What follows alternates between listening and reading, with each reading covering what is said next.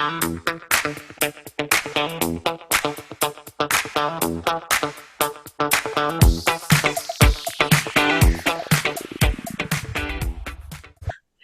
Gabriel. How are you? I'm doing well, Nancy. How are you today? I'm doing okay. Thank you for asking. I thought maybe we can talk a little bit, touch on how about convenience, how to make it more convenient to become vegan or to be able to sustain when we go out to lunch, dinner, breakfast, still be able to eat vegan. Your thoughts? It's a great question. I know we had a great presentation at this year's Veg Fest from Robert Cheek. He started the veganbodybuilding.com website and has been a champion bodybuilder and has been an advocate for over 30 years to help people transition to a vegan diet and help reduce animal suffering in the process. So go, Robert. We love him. And so he talked a lot about the social cost of being a vegan. And that's one of the biggest reasons that something like 82 or 84% of individuals who adopt a vegan diet won't stay on it permanently. So they'll do it for a month or 3 months or 6 months or maybe even a few years. But inevitably, the vast majority of folks that try or start a vegan diet don't stay on it forever. And we want to bring that number way down, meaning more people who start a vegan diet stick with it in the long run. And convenience is a big thing. It's the social cost. Oh, what's happening with friends? Oh, it's difficult to go out. Oh, what about traveling? But more and more in our world, because there's great documentaries who've talked about the health impacts of transitioning, the positive health benefits of transitioning to a plant-based diet, and also the environmental effects of eating fewer animal-based foods and more plant-based foods, of course, being beneficial for environmental health and sustainability, as well as we know reducing the number of animals that are raised and slaughtered for food every year, something like 90 billion land animals raised and slaughtered every single year. And then many, many, many billions more sea animals, fish and other forms of sea creatures that we harvest and kill for food. And many of them are by kill, meaning they get killed, but they don't even get eaten. And so this needs to change. And a big, big, big important part of that is transitioning to a plant-based, plant exclusive or vegan diet. And if it's not plant exclusive, just getting everybody to eat as many plants as possible, it's going to make a huge difference. And so getting folks to commit and stick to a vegan diet, convenience is a big thing.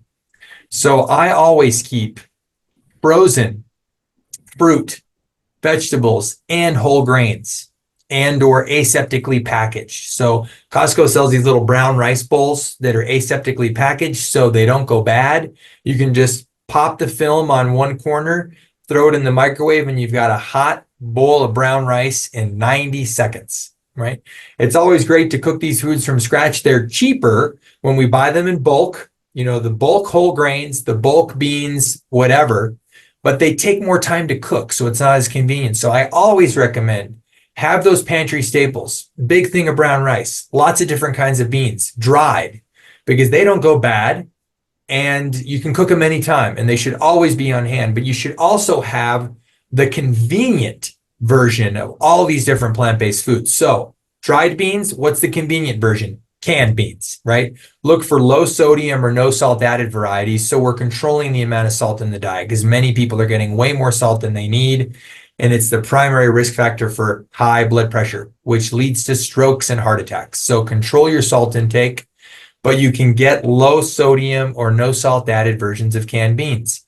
Whole grains, instead of the dried version, dried brown rice and all these different kinds of things, quinoa, millet, whatever it might be, get some frozen. Whole Foods and other grocery stores in a bag sells a bag of frozen brown rice and a bag of frozen quinoa. All you have to do is throw it in the bowl, nuke it in the microwave for like 90 seconds to 2 minutes, and you've got healthy whole grains that are ready to eat. So your grains covered. Potatoes, instead of roasting a potato in the oven, which can take 45 minutes to an hour, again, lots of time, less convenient, Great if you're planning ahead, but if you're out of time, if you're tired, if you're home late from work, but you still want to eat healthy and you still want to eat vegan, which you should, there's these great cotton potato baking bags. You just wet your potato, you throw it in a cotton bag, it's insulated, you throw it in the microwave, and you can get a nice fluffy baked potato in a matter of like 5 minutes in the microwave. So again, no excuses for not eating healthy. No excuses, oh, this vegan plant-based diet isn't convenient. It is. You just have to be smart. You have to strategize. You have to take tips from folks like me and Nancy who know all the tricks because we've been vegans for a long time. You can do it. Stop making excuses. Start acting on behalf of your health and well-being and the health and well-being of animals and the planet. So you can do that with any different kind of food. Fruits, right? If I get a thing of berries at the grocery store, often, right, they're shipped from some other state. They're already days, if not weeks old. And sometimes they mold literally. I get them home, and the next time I open them, they're already moldy. So I got to throw them away. But if you buy frozen berries, again, the convenient version, they don't go bad. And those berries are ready anytime. And they're usually cheaper when you buy them frozen than if you buy them fresh. So I love fresh berries and I get them often. But when they're not available, or when I don't want to spend a little bit of extra money on fresh, or I just haven't gone grocery shopping in days and I don't want to go to the store, I've always got raspberries, blueberries, strawberries, blackberries, etc. Bags of them in the freezer. I whip them out. I throw them in a smoothie. I rip them out and defrost them and put them in some vegan yogurt with granola and hemp seeds and flaxseed. Wonderful snack. Frozen vegetables, same thing. I've got frozen kale, frozen spinach, frozen bell peppers and onions in the freezer. They're already washed. They're already chopped. All you got to do is take that bell pepper and onion mix, throw a little bit of olive oil in your skillet, or if you don't want to use any olive oil for cooking, you can just cook in water, right? Heat up your skillet, heat up a little bit of oil, throw your onions and peppers in there. And then you can have those as part of throw some frozen broccoli, some frozen cauliflower, some frozen mushrooms. You can get just about any vegetable frozen, throw those in, add a little bit of, an Asian inspired sauce. You've got your frozen bag of brown rice, or one of those brown rice bowls that's aseptically packaged. You just pop the corner and throw it in the microwave for 90 seconds. And then you got a package of tofu in the freezer because we want something that's hearty in protein to go in that meal. You got those frozen vegetables. They're sautéing on the skillet on top of your stove. You chop up real quick that block of tofu that's ready to go. You should always have some tofu in your freezer, or some tempeh, another version, different from tofu, but it's another soybean or soy-based product that's rich in protein and healthy fats. Slice your tofu or your tempeh, throw it in the skillet, add any kind of sauce, a little bit of soy sauce, a little bit of rice vinegar, and whatever else, a little bit of mirin, which is rice cooking wine, to give it a little bit of flavor, or any other type of sauce. And boom, you've got a meal, and you can literally do it in like 15 minutes. And you can do that. You can Mexican, you can go Italian, you can go Asian, you can go Central or South American, you can go Mediterranean, you can go Middle Eastern or North African. Million different types of cuisine to keep it fresh, to keep it interesting. So that takes care of the home environment. Now, there's another question of eating out, right? I go to a steakhouse with a family friend, or one of my ex-partners who they all love beef. They all love meat. I, of course, am a committed vegan. I'm not going to eat any beef or meat or fish or whatever they offer at the big steakhouse like Lone Star.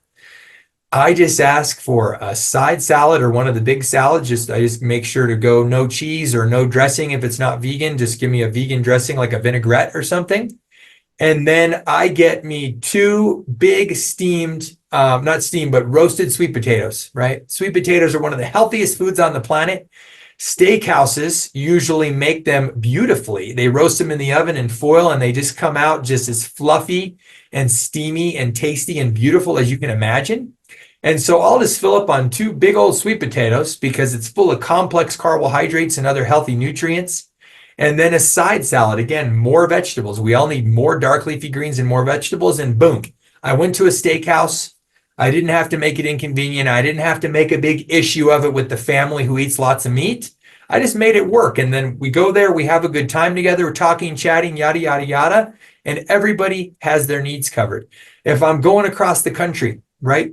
Plan ahead. Grocery stores are your friend. You can drop into a Kroger or a Smith's or a Walmart or any other type of grocery store, no matter where you go, and you can get some of these basic foods, some fresh fruits, some dried fruits, some nuts and seeds. They've got these brown rice bowls. They've got packages of lentils that all you have to do is break the corner and throw them in the microwave at the hotel room. There's hundreds of options. If I'm literally in between towns and there's no grocery stores to go to, you can still go to a Wendy's and you can get one of their baked potatoes and you can get a side salad and you can still eat vegan. You can do it on the cheap. It's going to be relatively healthy because it's just whole plant foods, salad and potato, and no excuses. Convenient, you're still making it work. Now, I know it's not possible to eat. Well, it's pretty much possible to eat vegan probably at any fast food store, right? McDonald's is in the process of making the McVegan. I don't know what's going on with that because I heard about that years ago, their version of a plant-based burger. Burger King has already rolled out the Impossible Burger or the Impossible Whopper, just made with an Impossible Foods patty. And so you can get fries, you can get a plant-based burger. And if they don't have a vegan burger there, then you can probably do some type of a salad and keep it vegan. Do some French fries. They're not the healthiest food on the planet. Or just fast for a few hours. Everybody gets on a plane and they think they're going to die if they don't get the snacks or whatever meals are being offered. And of course, the airlines, well, they're pretty cheap and they don't offer much food anyway. But if they're offering a meal and they don't have a vegan version, well, then just wait until you get to the next city. You can survive 6, 8, 10 hours without food easy. The human body was meant to go for weeks and even months if it had to, in terms in periods of famine and periods of fasting. And we just slowly burn away our body fat if we're not able to eat. So drink some water, hydrate, meditate, and don't worry about eating for a few hours. There's tons of options. Stop making excuses. Eat, live a healthy plant-based lifestyle. Make it happen. You are worth it. It's good for you. It's good for the planet, and it's good for the animals.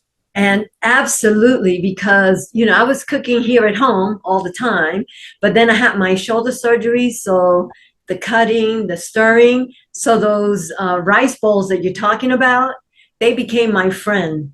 And I definitely have frozen vegetables, frozen fruit, and all that I keep in the refrigerator just when I'm not going to be able to, be in the house to do a whole cook meal, from scratch.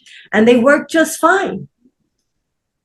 They sure do. So like I said, I went over lots of different food groups. There's more options that we can't discuss in a quick 10 or 15 minute podcast, but it's like I already gave people tons of tools. You can take basically any food group. You can get the convenient or quick cook or rapid ready version of all these different types of foods and just get busy and start doing it. Your body will thank you. Your health will thank you. The planet, the universe will thank you. It's worth it. And you and I will thank them. We sure will. We'll be right there beside them. And if they have any questions, feel free to reach out. We're easy to find and we're collaborative. We're loving. We want to help you make it happen. Thank you, Gabriel, for another lovely segment of Making Sense with Gabriel. You're welcome.